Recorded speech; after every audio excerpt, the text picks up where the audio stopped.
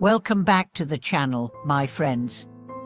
Thank you for being here once again as we continue exploring the profound teachings and timeless insights offered by the Dharma. Today, we are going to look at one of the most delicate and destructive forces in human life, a force that seems small and personal, but can ripple into great suffering if left unchecked.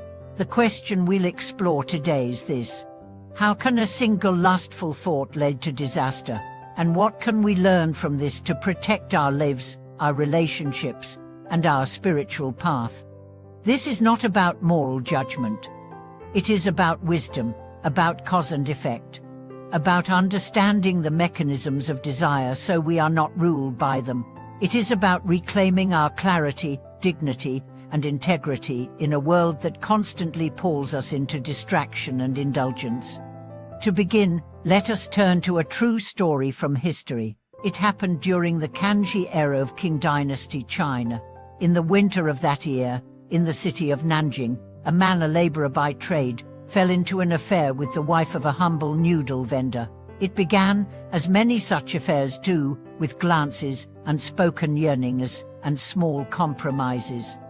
What seemed harmless at first escalated into obsession. He could not let her go. Eventually, her husband found out. Betrayed and heartbroken, he moved to a different village with his wife, hoping to end the connection. But the laborer, consumed by lust and fantasy, followed them. He ignored the consequences, blinded by the illusion of desire. One night, he was discovered again with the woman. The husband, in a fit of rage, attacked him with a blade, leaving him badly injured and assuming he had killed him. What followed was even more chilling. The laborer, severely wounded, tried to escape. His body wrapped only in wet cotton cloth, he staggered through the bitter winter night.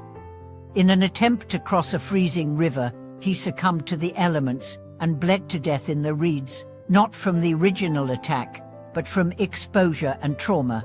His body was found days later, frozen, twisted, alone. This is not a parable. It is a fact.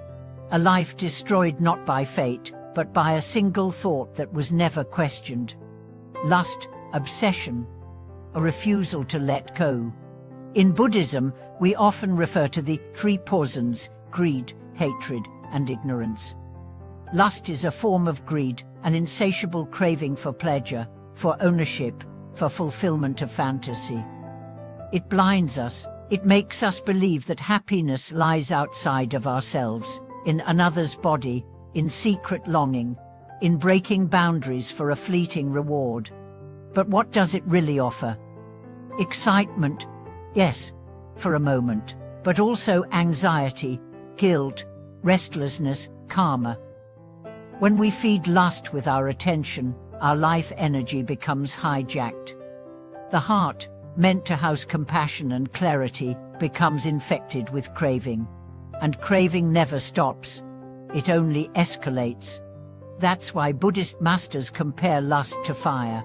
Once ignited, it spreads. Unless checked, it burns down everything: trust, peace, even life itself. And unlike physical fire, which can be extinguished with water, the fire of lust requires wisdom and discipline.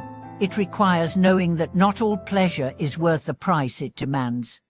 You might think, but it's just a thought, a feeling. What harm can it do?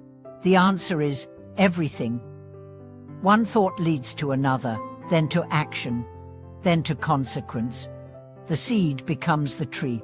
The tree casts a shadow, and leaves grow in its darkness. The Buddha taught that even one unguarded moment can create a chain of events that leads to suffering. This is not to make us paranoid. It is to awaken us to our responsibility.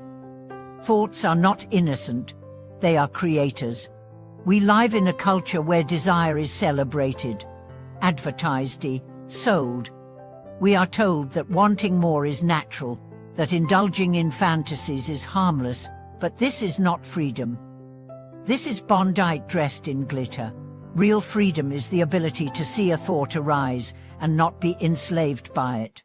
Real power is the ability to feel temptation and choose not to follow. So how do we break the grip of lust? Not by repression, not by shame, but by understanding. By bringing awareness to our desire, by seeing its impermanence, its emptiness. Lust promises fulfillment but delivers restlessness. See that clearly, and its power begins to fade. Meditation helps. It trains us to observe thoughts without attachment. Precepts help. They give us structure, reminding us of our higher goals. Compassion helps. When we see the humanity of the person we desire not as an object, but as a being with their own path, we can let go.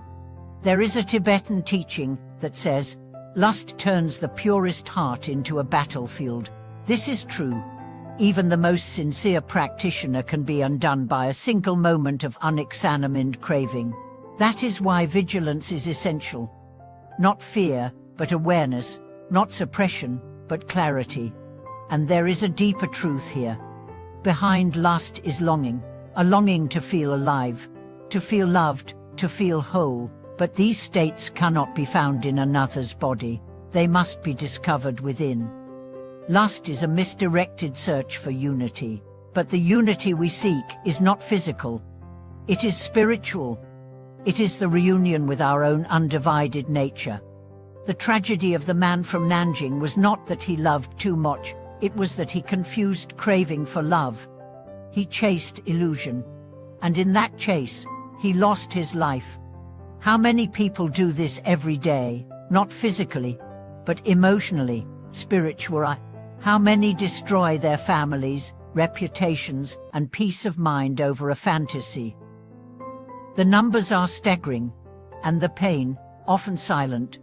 We must be brave enough to name this truth, to speak it, to teach it, not with judgment, but with compassion, because every human heart is vulnerable. Every mind can be tempted, and every soul can rise beyond it. Let me ask you, where does lust live in your life? In what thoughts? In what habits? And are you ready to look at it, not with condemnation, but with honesty? Because only honesty heals, only truth liberates. You don't have to be perfect, but you do have to be present. Lust grows in the dark, but in the light of awareness, it withers. Replace fantasy with practice. Replace craving with generosity. Replace secrecy with transparency.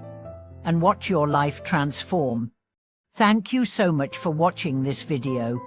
If this message resonated with you, if it helped you see something more clearly, please support the channel, like the video, share your thoughts, and subscribe for more deep dives into the wisdom that can save lives, sometimes in ways we never expect. May your thoughts be clear, your heart be steady, and your life be guided by truth. Thank you so much for watching this video. Until next time, may your path be bright, and your steps be free from the fires of unwise desire.